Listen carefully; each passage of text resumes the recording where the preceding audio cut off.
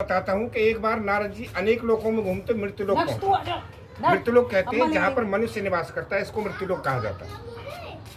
धरती को मृत्युलोक कहा जाता है। तो नारद जी सारी धरती पर घूमे आए, लेकिन कहीं उन्हें शांति नहीं मिली। पहले वो क्या करते थे कि धरती पे आए, कहीं पहाड़ की कंदरा में या कहीं छुप के अपना तपस्या करी और चले जाते थे।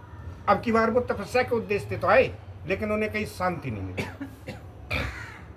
आखिरकार नारद जी मन में विचार किया भगवान विष्णु का और एकदम ध्यान किया तो पता लगा कलयुग आ गया, इसलिए मन नहीं लग रहा। बस सीधे सीधे भागम भाग वैकुंठ धाम में देखा भगवान जी नहीं मिले। क्षीर सागर पहुंचे, वहाँ शेषनाग की सैया पर विराजमान भगवान विष्णु लेटे हुए हैं, माता लक्ष्मी उनके पैर।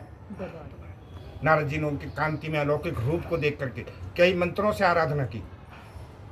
नारायणम नमस्कृत्य नरम चैव नरोत्तमा देवीं सरस्वती व्यासम नमस्तस्यै नमो नमः। कई मंत्रों से वंदना की भगवान विष्णु की नारद जी ने।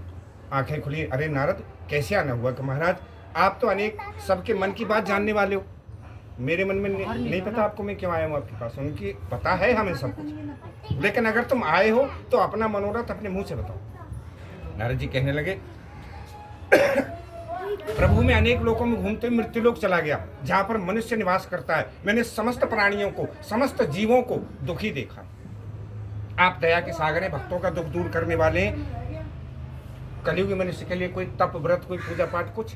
तो भगवान विष्णु मुस्कुराए और कहने लगे नारद किसी भी समस्या के आने से पहले उसका निवारण हम पहले से निकाल करें। और कलयुग के बारे में तो उन्होंने बताया कि अगर तुमने गलती से भी कभी रामायण की कोई चौपाई सुनी होगी, है ना, या पढ़ी होगी, तो चौपाई है उसमें कलयुग केवल नाम आधार, सुमर सुमर नर उतरई पारा, राम सिया राम जय जय राम, राम मेरे राम जय जय।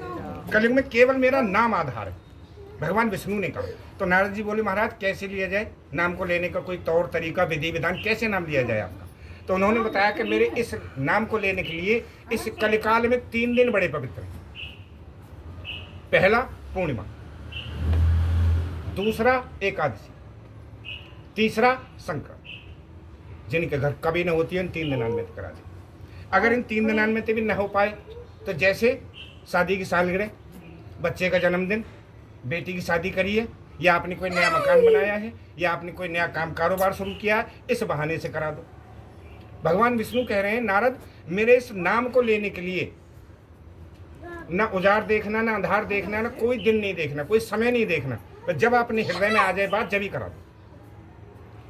कम समय में, कम खर्चे में और जब जी चाहे हो जाने वाली वो पूजा है।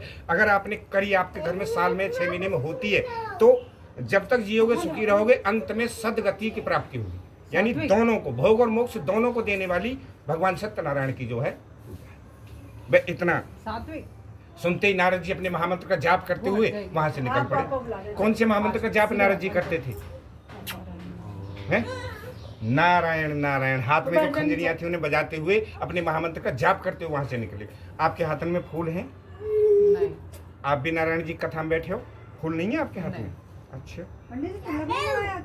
नहीं लगाया था। लाओ तिलक लगाओ सबके, फूल भी ले लो सब लोग।